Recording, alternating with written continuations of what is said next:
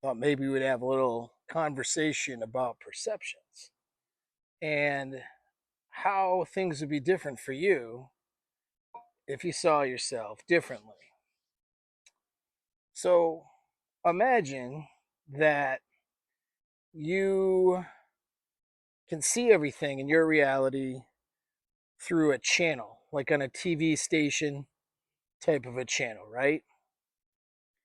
Now, let's say you're looking through channel one.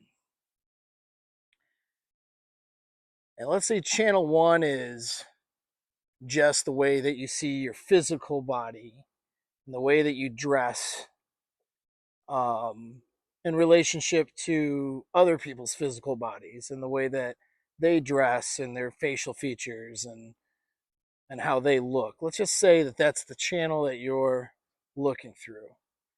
You would probably see my eccentric, funny hat if you're looking through that channel. I like eccentric hats. It's kind of my thing. It's my secret little thing I like to play with, you know. And then I got the girlfriend who's like tells me she likes the hat, which I think is probably bullshit actually, because I think that it's just a way of making me look eccentric so that other women don't talk to me. Maybe I think it's a little bit of that maybe going on, but it's a win-win because I'm don't care for one. I'm not trying to go hook up with other ladies or anything outside of my relationship, and and for two, I like eccentric hats. So then when people call me out on my eccentric hat, I can just be like, well, my girlfriend likes it. See, I can kind of I can defer the blame to her. So, anyways, that's channel one. Let's say the channel you're looking through. It's you're just seeing yourself and your physical body in relationship to others. Maybe skinny or fat or well dressed or unkept or maybe you know meticulously groomed. Maybe not so much, right? Just seeing others and their physical appearances. And maybe you're judging them based on those appearances, which kind of makes sense because we make decisions to appear a certain way, whether we realize we're making those decisions or not, whether we're being intentional or not in those decisions. They still are decisions. So somebody who doesn't maybe appear as well as another person, um, somebody who is not looking so good, they made a choice to appear that way, right? So it makes sense we might judge them a little bit. We judge things. We judge things about people based on their physical appearances, like are they in shape? Are they not in shape? What does that say about their discipline, about their health, but not just their health, but what does it say about their capability, right? It's pretty well known that people tend to trust better looking people and people tend to see people who are in good physical shape as being more competent in other areas, even if it's not true. I've met some great salespeople, great tech guys, great accountants who had terrible physical health and didn't really look so good physically. I don't know if you can hear that in the background. Big train. My place is near a train track, and I guess around this time is when they're going. So we'll just keep talking through the train noises. But if you even hear it on my mic, I don't know.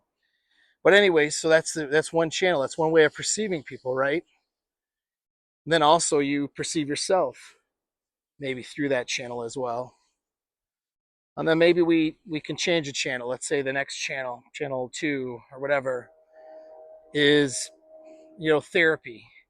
Maybe it's like people who go to therapy or who do a lot of therapy research on the internet, watch YouTube videos from popular psychologists, right? And then maybe that's how they see the world. Maybe you see the world not just through physical appearances, but maybe you see the world through trauma, right? So everybody's got trauma. Or how about these? psych channels where everyone's a narcissist. There's a couple of psychologists, very, very popular, millions of views, female psychologist. I won't call her name out because I'm kind of being critical, but you know, when you look at her channel, it's like everybody's a narcissist. She just overuses the narcissistic diagnosis. She sees everything through a lens of narcissism or not narcissism. Very binary way of thinking. And then she's very popular because people unfortunately don't like to think for themselves, and they like binary ideas. It gives them, the illusion of thinking for themselves. So they have the illusion of, looking at narcissism or not a narcissist as if that there aren't any choices in between those things, right? But that's how they see the world, maybe through psychology speak, right? Healthy, mentally healthy, not healthy, anxious or depressed, or having some sort of psychological ailment, right? And that's the way that they see the world, and then they judge others based on, you know, these psychological terms. They judge others' behaviors through that lens. So maybe that's something. How about you go into the bar tonight, maybe, and you're gonna go talk to usually females, whether you're a woman listening to this or a guy, and she goes, "Oh my gosh, you're so much. You have all these traits of like a Sagittarius. When's your birthday?" Right? Or usually that's not how they'll say it. They'll say, "When's your birthday?" And then you'll tell them your birthday, and then they'll be like, "Oh, you're just you I can see how you're really like the Sagittarius. You're a Sagittarius, and that makes sense because you're this way and that way." So they see the lens through 12 different horoscopes that are general and may or may not be true. But that's how they see the world. And maybe if someone's really into it, they're looking at what some guy wrote on the internet, or it used to be the newspaper, right?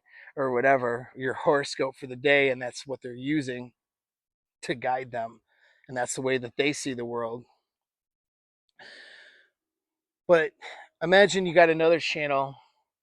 Some of you have this channel. You're seeing the world through all of the shame, all of the guilt you have for your incompetence, your failures, your weaknesses.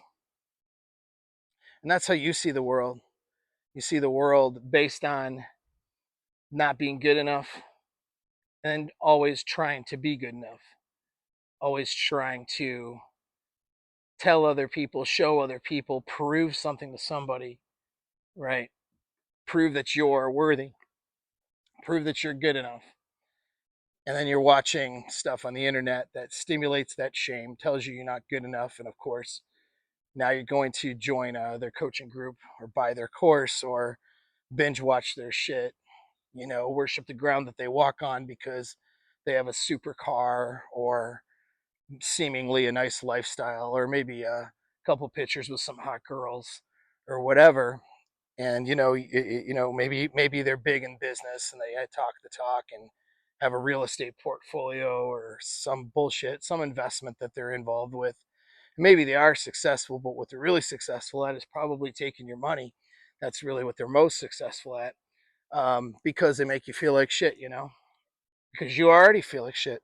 You already view the world through the lens of feeling like shit and feeling like you're not good enough because you haven't been good enough, right? Not all the time. Sometimes you fail. And so you see the lens, you see the world through that channel. That's the channel you're operating on. And then, oh, I'm going to do some self help or whatever because I feel shame and guilt, and I'm going to do some hypnosis, which I'm a hypnotherapist, so I'm not against hypnosis, but I'm a trauma therapist, EMDR therapy and stuff like that. What it doesn't mean I'm you know, it doesn't whatever. I'm not against those things is my point, but seeing the world through that lens, I have to get rid of my trauma. I have to get rid of my shame, or I have to do better. And then you're going to fail, and then you're going to find a way to escape. Maybe you see the lens through drugs and alcohol, where everything is about drinking on a boat, drinking in a park, day drinking on a Sunday, drinking at the bar on a Friday, Saturday night, going to a club or bar to drink, going to the music festival, and then what drugs are you going to do there? Or what how much alcohol are you going to drink? But you're not really thinking about how much you're going to drink or what even. You're not even excited about drugs anymore. It's just something that you do, and you see the world through that lens. And you don't recognize that all your social circles and all your friends and all of the things that connect you to others is through this channel of drugs and alcohol. And that's what you do. And you think your connections with others are genuine, but you remove the booze or you remove the coke or whatever, you know, remove the party drugs. And what do you got? These people aren't there because what connects you to them is this channel that you see the world through, which is being filtered by the drugs and alcohol that you're either using or looking to use in the future. And that kind of just ends up being the thing. Or maybe you're a fitness nut, right? And everything you do is revolved around your diet, your exercise, your this thing, that show you have to do, or this picture, this photo shoot you're going to do, or the pictures you're going to take. Maybe that's the lens you see everything through, and you judge other people based on that too, right? So there's all different kinds of channels you could be watching, and you could be seeing the same reality through these different channels, right? What if you are an anxious person, really skeptical about people? You've seen a lot of problems, and you've had a lot of problems. You've seen a lot of the evils in the world. I'll be speaking to my military friends on this one. Guys, we know what's going on. My cops, my friends who are police, right? You guys see and deal with the evils of the world all the time. And then you see the world through the lens of evil. Yeah. You see the world through the lens of all of the dangers and the ills of the world, right? And it eats you alive. And next thing you know, you're drinking to escape it, or you're getting into physical fights with a spouse, or you're becoming just a hard person to be around because of how you see the world, the channel that you are watching and interpreting that world through that channel. There's all different ways of seeing reality. You see what I mean? Like, reality is objective. We assume there's matter, there's objective reality, but you're watching and experiencing that reality through a channel. Each channel has its own directors, its own producers, and its own mental models and framework that is happening through that channel. Every single one. Now, what would happen to you? What would happen to your life and your success and your mindset, your way of connecting with others?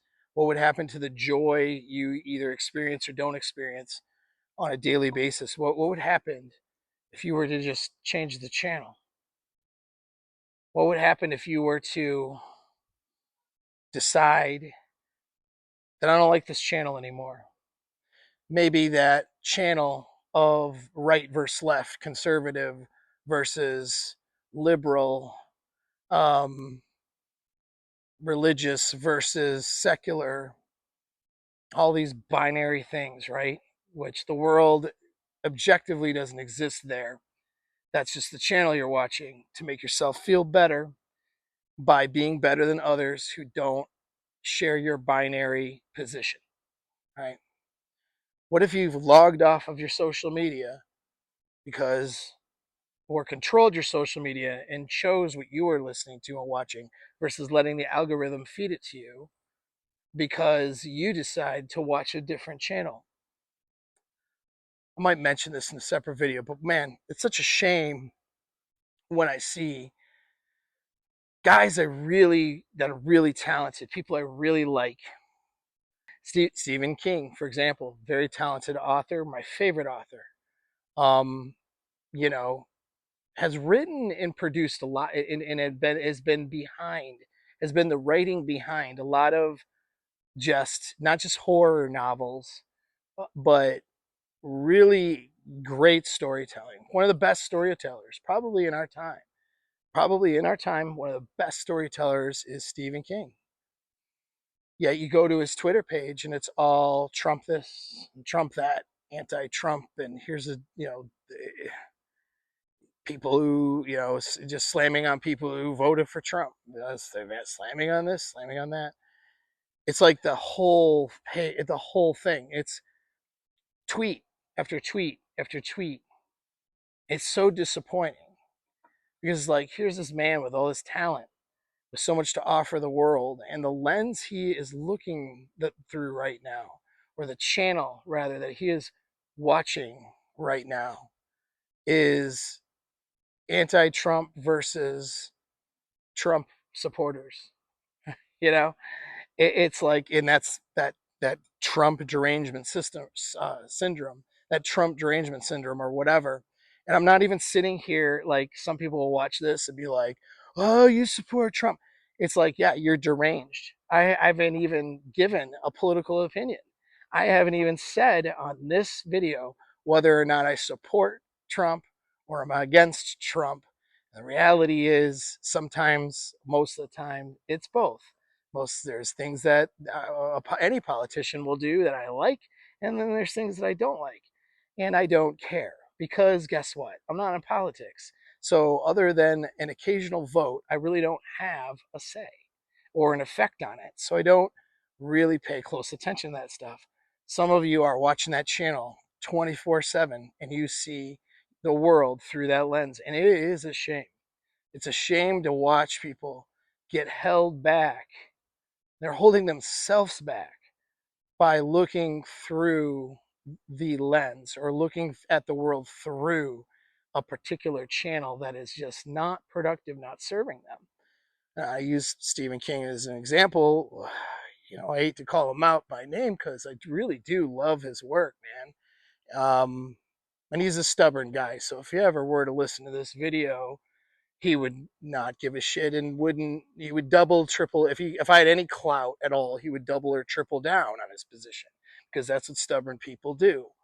Um, you know, but that being said, it's a shame because here's a guy who has so much to offer the world and he could have such an interesting social media page, really could be spectacular. And instead, it's just all this trash talk about politics. And understand, even if he was pro-Trump, I would think the same thing.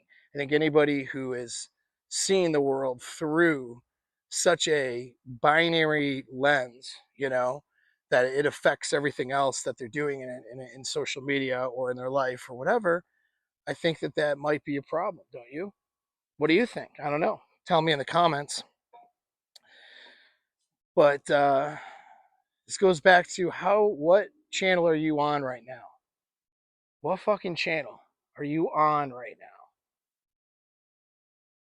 Maybe it's time to flip that channel. Maybe it's time to change the channel. What if you saw the world through a lens of goodness rather than evil? Even though there's evil out there, right? But you saw the world through a different lens. What if you saw yourself as capable rather than someone who is ashamed of himself and constantly worried that he isn't going to be capable, so he has to prove something to somebody all the time? What if you change the channel?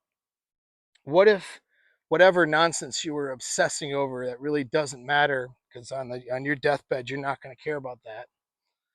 What if you changed the channel and didn't obsess over that so much? What if all the things you were doing to escape your life became something different? You change the channel and maybe you start facing the things that are important and facing your problems. What do you think would happen? How would your life change? How would you be different? Some of you are afraid to be different. Some of you are afraid to change the channel because you're afraid of being somebody else. But maybe that somebody else is who you really are. And maybe the person you're being right now is just somebody who's been watching too much TV. I have a men's community. You can click the link below, join us. We talk about relationship related issues and mindset related issues. All right. Have a good night.